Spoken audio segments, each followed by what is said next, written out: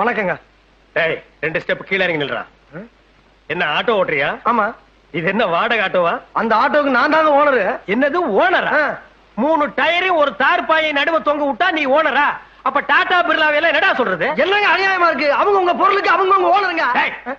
படுவா நீ ரொம்ப தம் கட்டுற. அடக்குடா. இனிமே ஓனருங்கிற வார்த்தை உன் வாயிலிருந்து வரவே கூடாது.